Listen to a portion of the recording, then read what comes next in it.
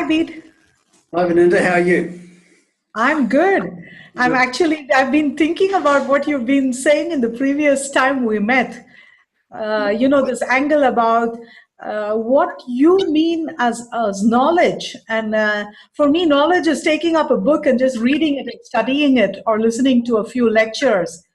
But you seem to indicate that knowledge is something else. What do you mean? Yeah, well, that's a good point. Now, first of all, when we talk about knowledge in the Vedantic sense, what we're talking about is seeing what is. We're actually seeing what is. And in the two forms of seeing what is one is seeing the factors in our daily life, things that we can actually see in terms of being an individual living in the world. And the other is a knowledge that actually is not an object away from us. It's actually a recognition of what we are in terms of our nature. So when Vedanta speaks of knowledge, it is not the normal two things. Normally what happens is we have two things. We have experience, what people would say is experience. They say that's a knowledge, or a conceptual understanding. And I just want to go over that because, you see, first of all, when we read a book, or even if we read a Vedantic book without a teacher, what happens is, and I'm not talking about after we've been exposed to the teaching, but if we think that when we read a Vedantic book written by Swami Dayananda or anybody else, what happens is that we read the words and we grasp the words as concepts. Okay, now, the thing is this, and we may understand the concepts in the sense that because of our background, we interpret what the meaning is, and then we go, oh, I've got it. So what we've done is we've grasped and we've accumulated various ideas that we put in our head. But it makes no difference to the way we live as such. It's just ideas. Now, some people say, well, Vedanta's intellectual, so what we've got to do is it's really important to be experiential. So they go into this experiential thing. So instead of conceptual, now we want the experience of the self. We want the experience of freedom.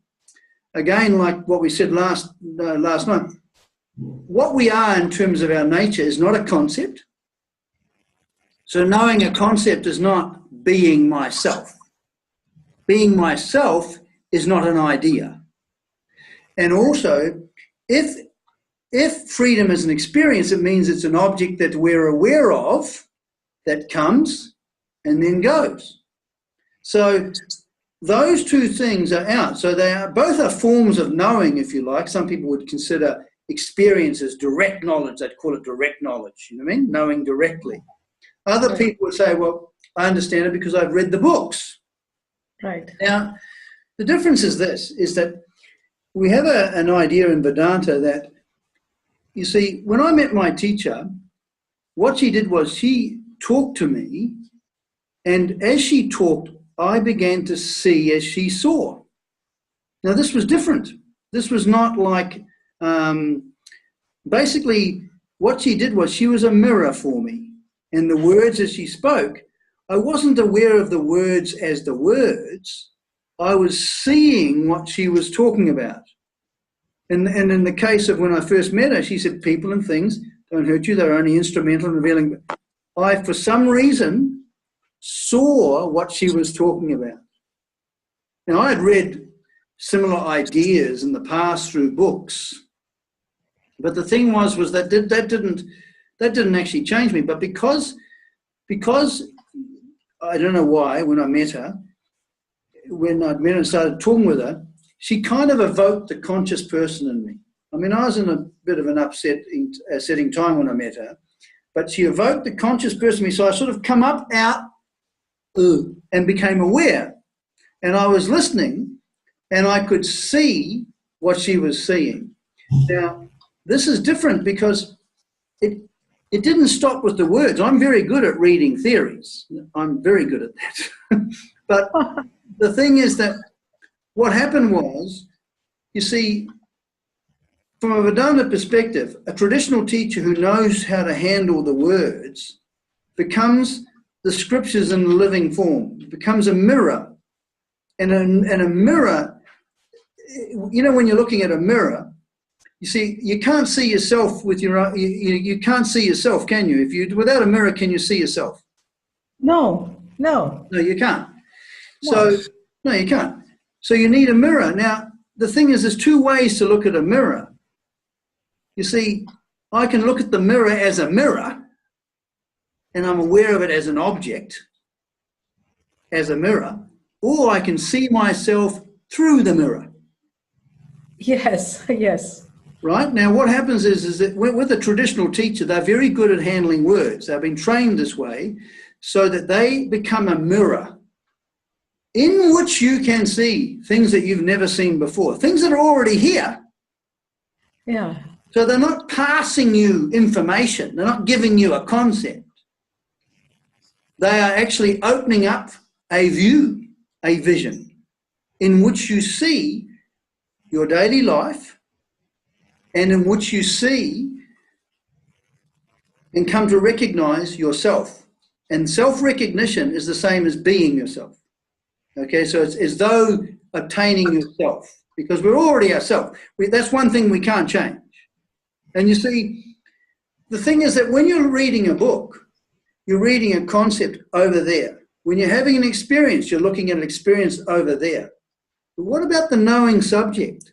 What about the knowing subject that's reading the book? What about the awareness that's picking up and looking at the book? Do you see what I mean? Or having the experience. So Right. This is the knowing subject. So the subject of Vedanta is me as this knowing subject. Yeah. And what Yes. I am. Yeah. And you see, so when we say self-knowledge, we're not talking about the usual means of knowing, because knowing normally is an object away from ourselves. Yes. Now, even when we have thoughts about ourselves and who we are, have you ever kind of sometimes felt a bit down about yourself, ever? What did you say, Veed? I didn't get you. Have you ever felt down about yourself? Tell me when I didn't feel down about myself. So what All the happens is we can feel down about, in other words, we have an idea in our mind of the kind of person we are, and then we feel upset about that. But what we've done is we've projected an idea, and we take that idea to be ourself. Hello? Yes. Like, or someone's angry at us or whatever, or someone who's a passive-aggressive personality and lets us know that we're a bit of a loser in the nicest possible way so we can't attack them back. Now, the thing is, we feel like what they indicated we were. So a person can look at us as if we are this kind of person, and we feel as if we have become that type of person. Yeah. So when it comes to knowing who we are, we have experiences of ourselves that constantly changes every day. I'm happy now, I'm confused now, I'm angry now, I'm this, I'm that, I'm a winner, I'm a loser. Do you know what I mean? Whatever it is. Yeah. But, so what happens is we don't actually see our life. And even if what normally happens is that as soon as I am not being myself, as soon as I'm being an angry person, there's always, if you notice that if you're being an angry person, you've also got an object away from you that you hate. Yeah, that's true. But you see, there's actually not an object over there that you hate. There's a person that's done something you don't like, that's the fact. But then you project an idea that they're a complete and utter bad person or idiot or stupid or some other words that you might use. But Yes. you don't realize that if you think someone's just an idiot, you're experiencing them as an idiot. You're not aware that you're having a thought in your mind that they're an idiot. Right. What you're aware of is that you're having an experience of an idiot in front of you. But you don't realize that you have a thought that they're an idiot, and then you've projected that thought, and now that thought has become an experience a very convincing experience. Have you ever done that? Sure, there are idiots and they're convincingly idiotic. Yes, exactly. So thank you for revealing your subjective notions. Now, the thing is, just as we can actually have an idea, like if I think the world sucks, that's an idea. But what happens is I will experience it that way, but I don't realize that I'm experiencing my own thought that's turned into an experience through an unconscious projection. Now, we can see how we do that with other people, because even people we love, if we're upset with them, while we're upset with them, angry persons always have angry objects. Yes. Now, in Western psychology, they try to deal with the anger. In Vedanta, we see the problem as, I am angry. I am angry. Because when the I who is angry isn't there, the idiot that they're angry about also disappears. Have you noticed that when you're angry with someone, you've got a bad opinion of them? As soon as you cease to be angry, what happens is that the idiot that you were angry at has disappeared. Yes, that is indeed quite marvelous. Yes, that's true. So what happens so the thing is that, those of us who are unfortunate enough to be trained as psychotherapists and psychologists, we have this strange idea that people have anger problems and they have problems with loneliness and they got problems with this, that, and the other. The mind is the problem. But in Vedanta, what's considered the problem is me. Is the me that I feel I am, that I'm experiencing myself to be. I am angry. I am dissatisfied. I am unhappy. I am confused. I am wanting. I just wish. Now, this chops and changes every day. So we never, ever even come close to what we are. Never. Yeah. Hardly ever. But then sometimes we have moments where maybe we're walking in the park or whatever. Suddenly, by accident, we suddenly find ourselves in a very intimate communication with everything. We feel sort of secure for no reason. We feel completely composed and we feel contented. We don't want to change anything. And these experiences are quite marked. And we go, oh, that was nice. But the next time we go for a walk, it doesn't happen. But now, so what we're talking about when we talk about Vedanta is that knowing, Swami Dayananda gives a very beautiful analogy of knowing. Learning to know, in other words, to see what is like a film, a film, that's developing. Right. We see this and we see this and we see this and we go, oh my goodness, this is amazing. But as it develops, it even gets deeper and deeper and deeper. And eventually you see the whole picture, right? Now, the same way, what happens is we listen to a teacher who knows how to use the words. And we also can listen. That's also in itself quite an important thing. So we listen to the words in such a way that the words are a mirror for us. Now, when it starts, so a new way of seeing comes in, but it's not an established way of seeing.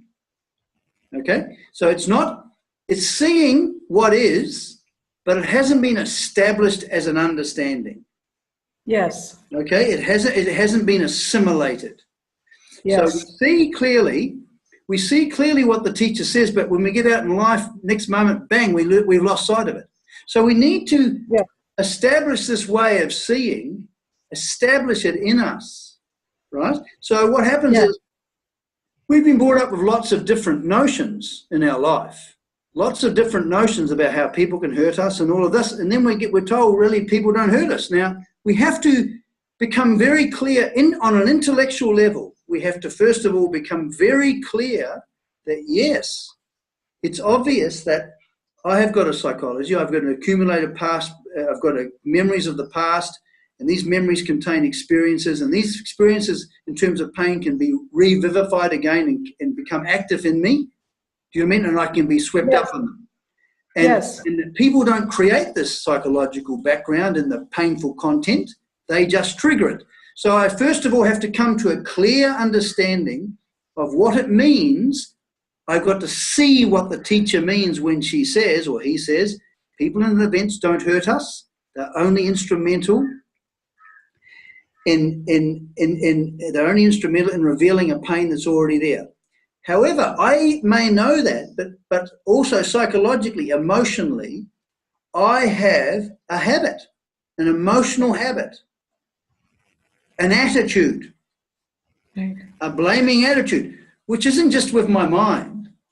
It's my mind, my heart, my emotions, and my body. It's all of me. So what happens is, I first of all have to reflect. So every time that I might find myself, someone's really annoyed me, and I'm just absolutely sure that it's their fault. And I actually have got some doubts. I actually think, no, they have upset me. It is their fault. So I have to first of all become clear on an intellectual level. Do you see me? I've got to reflect on that experience and ask myself, is this really true? And that's why I use everyday life to get rid of my doubts. Does that make sense? That's what reflection fixes, right? Right. Now, but this reflection isn't going to fix the other one. Yeah. The other one is, because of the emotional habit and because it's so strong, I have to dwell on, once I've now got this truth clearly established in me as an understanding, even though I lose sight of the understanding when I get caught in reaction, now I don't have to remove the doubts because it's firmly in me. However, I can recall it when I'm really caught up. And then each time I dwell on the fact, no, it seems like, but now because there's no doubts now I can really contemplate. Does that make sense? I can really bring the vision to my reaction. Does that make sense? And I can also see when I go away from it. You were going to say? So we started with, what I get from you, you say there's something called theoretical knowledge, which is something where there's an object of knowledge, like doing a PhD or a master's. Yep. And there's practically assimilated knowledge, which helps me change my attitude. Yeah, no, there's a way of seeing. Yes. Seeing what is, which isn't conceptual. Right. You're seeing the fact. You're alive to the fact. Yeah. You can't be, or you can be alive to a concept, but that's not the same as being alive to a fact. You know, when you think someone's an idiot, are you alive to a fact, or are you having an experience of a concept that's being projected? There's the second one. I am not. It's not a fact that he's an idiot. It's my concept of him. Right. So you're having an experience. You're not being alive to the fact, are you?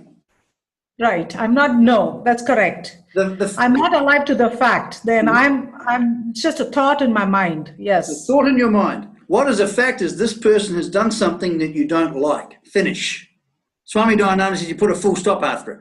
You don't put a comma. You go, this person's done something I don't like. Full stop. But we normally put a comma. And this person's done something I don't like, and I can't stand it, and they're an idiot, and da-da-da-da-da, and away we go. We go into concepts. Now, correct. We can, you see, this is the difference between the knowledge, you see, when we just going back to what I was saying, the more we dwell on, after we've actually clearly established it, we start to become this knowledge more and more. Does that make sense? So when we become the knowledge, when we're being the knowledge, yes, with all of us, and it becomes embodied as an attitude, we can say we now understand. We've been seeing, and now we understand. Okay. Now, this happens on a practical daily level. You know what I mean? Like people and events don't hurt you, they're just instrumental, that one. But also in the same way, when we're introduced to what our nature is, when we actually start to see what we are, we have to go through the same process, actually. But it's different, because it's not an object away from us. So it's about ourselves, yes. It is, and it's a knowledge where we be ourselves. It's not, we're not looking at ourselves, we're not having knowledge about ourselves as a self over there. Right. Do you see Yes. what I mean? So there are two different kinds of knowledge. There's actually what interests us in Vedanta, which we're going to be going into with you and I in the conversations. There is subjectivity, which is the projection of our notions that we experience as true. And then there's objectivity, where we're just seeing what is, and because it's there, we're actually seeing it. You see what I mean? Yes. Yes. And then there's this other knowledge, which is the ultimate knowledge, which is the end that we're looking for in Vedanta. Is that because if we truly understood what we were, we would be what we are. And when we're being what we are, if being what we are is completely devoid of any painful emotions or fears or anxieties, if our nature isn't any of that, just by being ourselves, we resolve the problem. It's a wonderful thing, really. Has a good business case. All I have to do is be myself. No effort involved. So, well, you are saying things which are attractive. Yeah, well, that's the thing, you see, because the thing is that, you see, because it's spiritual teaching and because it's from India, people can get weird and wonderful ideas. They can make it really romantic and really very, very difficult. But, telling me. do you know what I mean? And like really make it so that it's this so unreachable, when in actual fact, all it's saying is that you, the invariable aware presence that you are, that's always here, that the answer to your life is simply a very clear, doubt-free understanding of what it means to be me. Instead of I'm an idiot, I'm stupid, I'm a winner, I'm a loser, what it means to be me is what resolves our problem. And you see, then when we have upsets and angers and stuff, we suddenly go, oopsie daisy, when the understanding comes, and we know the direction to take. We don't go out, we come back to ourselves, as ourselves, right where we are, as we are. Big difference. So what happens is that life becomes an instruction, because like what we were saying, our experience tells us, if I'm caught up and I'm unhappy or whatever, my problem is I'm not being myself. That's what the problem is. I haven't got mental problems. Right. I've just lost sight of what I am, or I don't know what I am. So all that Vedanta does is makes us acquainted with facts. It does it through the revelation of the scripture. Now, in the West, we don't, this use of the scripture as a way of seeing, as setting up a mirror so you can see, that isn't there. That's called an epistemological method. I've never seen anything like it, actually. And even in all my reading, I've never come across anything like it. And so the whole point, so when we mean knowing, we mean that if I really know what I am, I can't help but be myself. So knowing is being. If I say I know what non-blaming is. If I really know what non-blaming is, and I understand that, then I will have an attitude that I will be non-blaming. Okay, so actually that's really interesting. So this knowing and being, which goes together, is so nice. It seems, so actually I got to say, until I know and can, let's take the example of non-blaming. Yeah. So when I say when I say I know I'm non-blaming, and at the other side, when I'm actually blaming and I honestly see myself, then I really don't know. I'm just... Not quite. There are moments when you will know, but you'll also be aware of moments when you don't. Now, you see, what happens is you don't try to become, it's like when we were talking before on the last subject, what was we were talking about? We were talking about dispassion. Correct. I can't try to become dispassionate with a decision. I can't. What happens is the more I understand and clearly and in a doubt-free way understand that objects can't give me happiness, the more I become dispassionate as a natural result of that seeing. Yes. If the seeing doesn't change my being, then it's not seeing in a Vedantic sense. Okay. Now, I have, in my life, I've read lots of books. I mean, I have read a tremendous amount of books. But that's not knowledge. That's knowledge of ideas and concepts. I'm not knocking it, but all I'm saying is this is not what we mean in Vedanta. But even Swami Dayananda warns us, even because he teaches me every day. He warns us that to know it's not a Vedanta. If Vedanta becomes just a theory, it is the wrong approach. It's of no use. Anyone can study the books of Vedanta, and anyone can, and they can think, now I've got it. If their way of seeing, which also is their way of being, if there's no transformation in the way that I as an individual live in the world as a result of this knowing, then I haven't known. That's what makes it work. Like, if you've got an attitude, if you're angry, is all of you angry? Yes, I mean, if you're seeing a person, if you're I feel immersed in it. Yes, that's right. There's a way of seeing, and you naturally are being that way of seeing. Yeah. You want to wring someone's neck, your voice raises, you might say hurtful things, whatever it is. Yes, because you can't help but be the way we see. That's why Vedanta works on our way of seeing. And we must clearly distinguish this way of seeing from conceptual ideation, which is not seeing. It's just not seeing. No. Or this strange notion that if I just simply have an experience of peace or whatever, then an experience is going to change my life. Experience can't change your life because you put every experience in the same mental boxes. Yes. So none of that is going to work. Yes, it's very clear, Bede. We started saying what is the difference between seeing in Vedanta and knowing in Vedanta. It's clear to me. It's like the difference between, I don't know, it's like the difference between a theoretical approach and something which is, well, probably has to daily have to,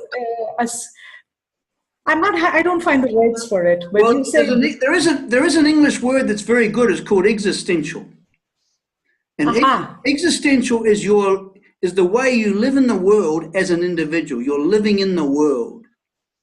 And so Vedanta has an existential impact. Yes. And you see, if you were to go highfalutin and formal, you would say that ontology and epistemology come together. Ontology is the study of being. Epistemology is the study of knowledge. And these two converge in Vedanta. Okay. And so what we're looking at and what we're fundamentally interested in is so the whole process is a process of knowing. So we recognize when we're lost. And then what we do is because we recognize it, we can then bring our understanding, clear up the doubts about it, or just simply dwell on that experience in the light of the teaching until we've shifted.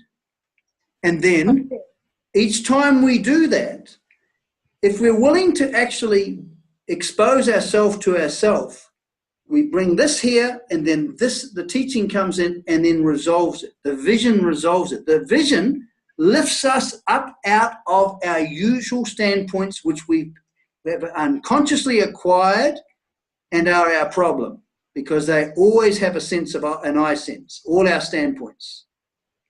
I'm a loser, I'm no good, I'm yada, what all that? All these standpoints. When we find the right vision, that vision is what lifts us out, and we find ourselves no longer in that standpoint. It kind of lifts us out. That's what's wonderful about it. Yes. I fully recognize what you say, because in the beginning, when you hear about Vedanta, you want to go about it like a course and say, I want to get my bachelor's in Vedanta and my master's in Vedanta and then my doctorate in Vedanta, and then I will be samsara free. Yeah. But it doesn't work like that, you're No, telling me. not even, in fact, the smarter you are in a funny sense, if your mode of knowing is conceptual or philosophical, which I was. You see, my teacher knew what I was like. And Yeah. so she hammered this fact into me very clearly, that the Vedanta is a vision. It's not, she says, Vedanta is a vision, Bede, it's not a philosophy. Yes, that is beautiful. Yes.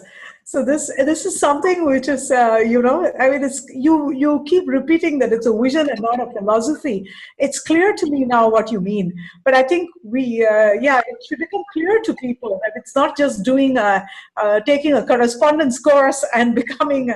So that would be more like a philosophy, but And you need to get in front of a living teacher, and you need to be corrected, because when you come to the teaching, you got all these ideas that are floating around, and what they do is they straighten them out, and that's why it's very important to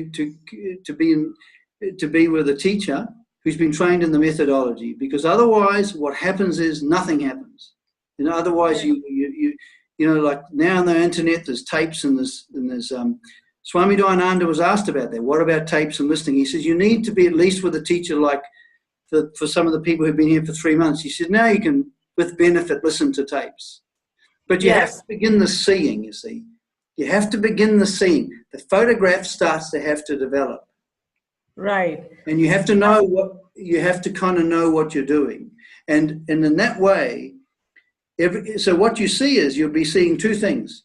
You'll be clearly seeing when you've lost your way, which is a magnificent blessing. Yes. And then you'll also know what brings you back, which is this way of seeing. And what we're going to be going over next, how we've been going over this thing of the philosophy of blame. Yes. There are a lot of other attitudes that we have to learn to recognize too, because it's very important that we see when we've lost our way, because only then can we bring the light of Vedanta onto it. If we don't see it as a problem, we won't bring the light of Vedanta onto it. For example, if we start to feel superior to people and we feel more ennobled than they are. Now, we want to teach them. we might feel that that's quite normal, you know what I mean? And it is normal because it defends me against my insignificance, and it's also quite delicious. However, if I realize that this person I'm talking to, they have exactly the same problem as me. They're suffering from samsara. They're enclosed in it. The form that it takes is different from mine, but I am not superior to them in actual fact. They're like me. If they really knew the truth and appreciated the truth, and they would not be acting the way they're possibly acting. Does that make sense? And they act the way they act in the absence of knowledge. They will simply act through their ignorance. They will dramatize their ignorance, like I do. Now that takes me off my high horse. Do I want to keep my high horse? Of course I do. Right. But so what we're going to be talking about is bringing the teaching. We're going to look at our daily life so we can clearly see when we're caught in this samsaric thing. Looking forward to it, Bede. So we can shift out. Is there anything else you want to say before we leave? No, I think there's a lot of very nice things which it flowed in there, and I need to reflect on these concepts. It's fantastic. I enjoyed it thoroughly, Bede. Thanks a lot. Well, that's all right. It's been good talking to you too, and I look forward to seeing you next week. Okay? Bye. Bye-bye.